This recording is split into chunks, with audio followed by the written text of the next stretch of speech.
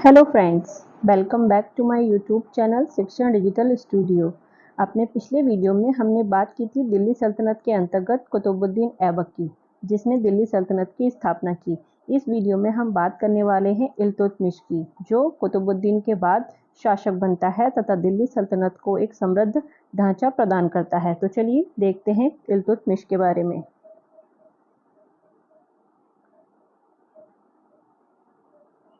इल्तुतमिश, जो इसकी उपाधि है वो आमीर उल उमरा और सुल्तान आजम यानी कि साम्राज्य के स्वामी की है। प्रारंभ में क्या था, ऐबक ने इसे सरे जहांदार यानी कि अंगरक्षकों का प्रधान बनाया था। फिर बाद में ये धीरे धीरे उन्नति करके अमीर शिकार तथा बदायूं का इक्तदार या सूबेदार बन गया। आगे गौरी ने इसके बारे में एक पॉइंट है कि गौरी ने इसको दास्ता से मुक्त करने का जो आदेश था वो 1206 में ही दे दिया था। अगर आपने मेरे पिछले वीडियोस देखे हैं तो आपको पता होगा कि 1206 ईस्वी में पंजाब में जब खोखरों के विरुद्ध गौरी अपना आखिरी अभियान कर रहा था, तो उसमें इल्तुतमिश के जो ऐबक का दास था इल्तुतमिश जो ऐबक का दास था उसके सहयोग से खोखरों का उसने कत्ल कराया था। इल्तुतमिश के शौर्य से प्रभावित होकर ही गौरी ने ऐबक, जो गौरी का दास था कुतुबुद्दीन ऐबक को, उसको कहा था कि वो गौरी ने उसको आदेश दिया था कि वह इल्तुतमिश को दास्ता से मुक्त कर दे। अतः जो इल्तुतमिश था वो अपने स्वामी यानी कि ऐबक से पहले ही दास्ता से मुक्त हो गया था।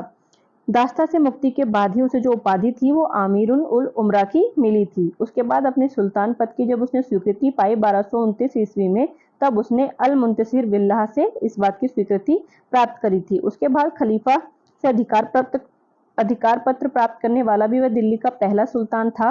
और उसके बाद इसने जो उपाधि धारण की थी वो सुल्तान आजम की थी।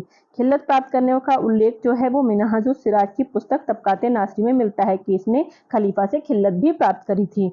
उसके बाद इसने अपने सिक्कों पर जो अंकित कराया था वो खलीफा का दूत अंकित कराया था।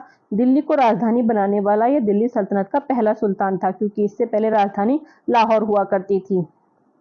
आगे देखते हैं ताराइन का तृतीय युद्ध। अभी तक आपने ताराइन के दो युद्ध सुने होंगे जो मोहम्मद गौरी और पृथ्वीराज चौहान के मध्य हुए थे। तो ताराइन के ही मैदान में एक और युद्ध हुआ था जो यल्दौज और इल्तुतमिश के बीच हुआ था। इसे ताराइन का तृतीय युद्ध कहते हैं, जो 1215 से 1216 ईस्वी तक हुआ था। इसमें इल्तुतमिश और यल्दौज के बीच लड़ाई हुई थी। अगला पॉइंट है कुबाचा, जो गौरी का एक और दास था। कुबाचा को चिनाब के पास मंसूरा के युद्ध में इल्तुतमिश ने पराजित किया था। कुबाचा द्वारा बाद में सिंधु नदी में कूदकर या डूबकर आत्महत्या कर ली गई थी। आगे देखते हैं मंगोलों का प्रथम आक्रमण। मंगोलों का जो प्रथम आक्रमण था वो इल्तुतमिश के काल में ही हुआ, जो 1221 ईस्वी में चंगेज खां के द्वारा किया गया था। चंगेज खां उस टाइम पे जलालुद्दीन मंगबरनी का पीछा करते हुए भारत आया था। इल्तुतमिश का वजीर उस टाइम पे निजामुद्दीन जुनैदी था, और जो रजिया का बहुत ज्यादा कड़ा विरोधी था। उसके बाद जुबैनी लिखता है कि सुल्तान आग एवं पानी के मध्य फंस गया है। कब लिखता है ये? मंगोल आक्रमण के समय, क्योंकि मंगोल आक्रमण के समय अभी उसकी जो सत्ता थी या जो उसकी सल्तनत थी वो इतनी ज्यादा मजबूत नहीं हुई थी। दूसरा, उस टाइम पे चंगेज खां का आक्रमण हो गया था, तो उसे समझ नहीं आ रहा था कि वो अपने जो साम्राज्य है उसका नया उसकी रक्षा कैसे करे। तो उसी स्थिति को देखते हुए जुबैनी ने ये कथन लिखा था। उसके बाद क्या था, इसने क्या किया, मंगबरनी के दूत की हत्या कर दी। बहुत ही चालाकी से इसने क्या किया, जो मंगबरनी का दूत था आइनुल मुल्क, उसकी हत्या कर दी। उसकी हत्या इसने ये दिखाने के लिए करी थी कि ये चंगेज खां को नाराज नहीं करना चाहता था। मतलब ये नहीं चाहता था कि चंगेज खां मंगबरनी के लिए इसके सल्तनत पर आक्रमण करे, इसलिए इसने आइनुल मुल्क की हत्या करा दी, जिससे चंगेज खां को लगे कि ये मंगबरनी की सहायता नहीं कर रहा है। तो चंगेज खां से सुरक्षा के लिए इसने उसके दूत की हत्या करवा दी थी। उसके बाद 1226 ईस्वी में ये रणथंभौर विजय करता है। आगे देखते हैं 1227 ईस्वी में यह मंदसौर पर अधिकार करता है। 1229 में इसके बड़े पुत्र नसरुद्दीन की मृत्यु हो जाती है, जो इसकी सल्तनत का वारिस था, यानी कि इसके बाद जो शासक बनता, लेकिन उससे पहले ही उसकी मृत्यु हो जाती है। उसके बाद 1231 ईस्वी में ये ग्वालियर और कारिंजर पर अधिकार करता है, जहां का राजा उस टाइम पे मलय वर्मा था। उसके बाद इसने महाकाल मंदिर को भी ध्वस्त किया था, और साथ ही साथ इसने वहां से विक्रमादित्य की जो अष्टधातु की मूर्ति थी और जो वहां का प्रसिद्ध लिंग था उसको वहां से प्राप्त किया था। आगे जो इसका अंतिम अभियान था वो खोखरों के विरुद्ध ही था। आपको पता है मोहम्मद गौरी का अंतिम अभियान भी खोखरों के विरुद्ध ही था, जो ये 1236 में करता है, और इसकी मृत्यु 30 अप्रैल 1236 ईस्वी को हो जाती है। इसने 40 गुलामों के सरदारों का एक गुट बनाया था जिसे तुर्कान चहलगानी कहा जाता था। भारत में इक्ता प्रणाली की सुव्यवस्थित शुरुआत करने का श्रेय भी इल्तुतमिश को ही जाता है। इक्ता क्या होता था, तो इक्ता जो होती थी वो भूमि का एक टुकड़ा होता था जो अरबी भाषा का शब्द था।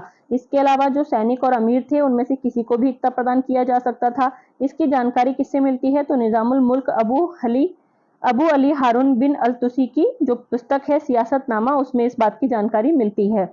उसके बाद जो इसके अधिकारी थे वो कौन कौन से थे, तो जो इसके अधिकारी थे सबसे पहले इक्तादार था। इक्तादार क्या होते थे, प्रांतीय स्तर पर होते थे जो न्याय और कानून व्यवस्था, लगान वसूली तथा मुकदमों की सुनवाई या सैनिक सेवा प्रदान करते थे और ये सब चीजें देखते थे। उसके बाद जो मुख्ता होते थे, मुख्ता छोटे गांव के स्तर पर और केवल सैनिक सेवा प्रदान करने वाले अधिकारी होते थे। नोट है इसमें, समय समय पर इनका स्थानांतरण भी किया जाता था, मतलब ये एक जगह फिक्स नहीं थे, समय समय पर इनका स्थानांतरण भी कर दिया जाता था। आगे देखते हैं, दोआब के आर्थिक महत्व को समझने वाला यह पहला शासक था। साथ ही साथ इसने स्थायी सेना का निर्माण किया जिसका मुख्य भाग था घुड़सवार और पैदल सैनिक। इसके अलावा न्याय व्यवस्था में इसने काजी और आमिर दाब की नियुक्ति की थी। ये आमिर दाब काफी इंपॉर्टेंट है।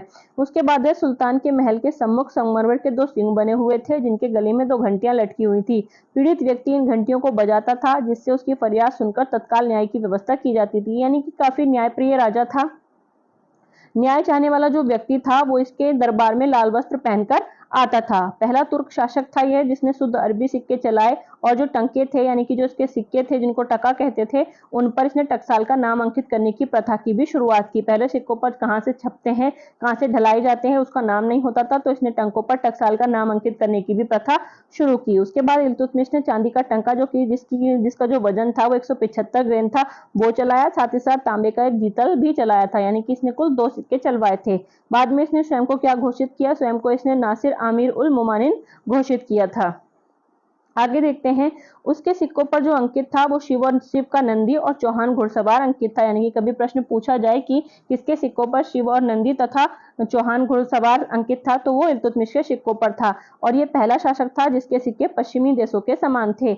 1231-32 में उसने कुतुब मीनार का निर्माण पूरा कराया। आपने पिछले वीडियो में देखा होगा कि कुतुब मीनार के निर्माण का जो कार्य था वो कुतुबुद्दीन ऐबक ने शुरू किया था, लेकिन अपनी मृत्यु के कारण वो उसे पूरा नहीं करा सका, तो 1231-32 में इसने उसके कार्य को पूरा कराया था। जो इसके अन्य स्थापत्य थे वो थे एक अतारकिन का दरवाजा जो कि जोधपुर में है और दूसरा सुल्तानगढ़ी का मकबरा जो कि नसरुद्दीन महमूद यानी कि जो इसका बेटा था उसकी कब्र पर बना हुआ है। और ये सुल्तानगढ़ी का जो मकबरा है ये क्या है, भारत में मकबरे का निर्माण का श्रेय भी इसी को जाता है। और जो सुल्तानगढ़ी का मकबरा है भारत में सर्वप्रथम निर्मित मकबरा है, यानी कि यहाँ से मकबरों के निर्माण की प्रथा भी शुरू होती है। उसके अलावा इसने शमसी ईदगाह तथा हौजे शमसी भी बदायूं में बनवाए थे। उसके बाद जो इसके दरबारी विद्वान थे वो मिनहाजुल सिराज और मलिक ताजुद्दीन थे। सर्वप्रथम दिल्ली में एक मदरसे की स्थापना भी इसने की थी जिसका नाम था मदरसा-ए मुइज्जी जो कि मोहम्मद गौरी के नाम पर रखा गया था। इसके अलावा इसने एक नासिरी मदरसा जो कि अब इसके पुत्र के नाम पर था बनवाए। उसके जैसा धर्मपरायण, दयालु, महात्माओं और विद्वानों का सम्मान करने वाला कोई दूसरा शासक नहीं हुआ, ऐसा सिराज इसके बारे में लिखता है। कौन? मिनहाजुल सिराज। उसके बाद ग्वालियर अभियान के बाद स्मारक मुद्रा प्रचलित की थी इसने जिस पर रजिया और इल्तुतमिश दोनों के नाम अंकित है। पहले इसने अपना जो उत्तराधिकारी था वो अपने पुत्र नसरुद्दीन को बनाया था, लेकिन उसकी मृत्यु के बाद इसने जो अपना उत्तराधिकारी था अपनी बेटी रजिया को चुना था। इस प्रकार हमने देखा कि किस तरह इल्तुतमिश ने दिल्ली सल्तनत को एक सुदृढ़ ढांचा प्रदान किया। आगे के वीडियोस में हम दिल्ली सल्तनत के अन्य सुल्तानों के बारे में पढ़ेंगे। अगर आप इसी तरह डिटेल में हिस्ट्री पढ़ना चाहते हैं तो बने रहिए मेरे साथ। Thank you for watching.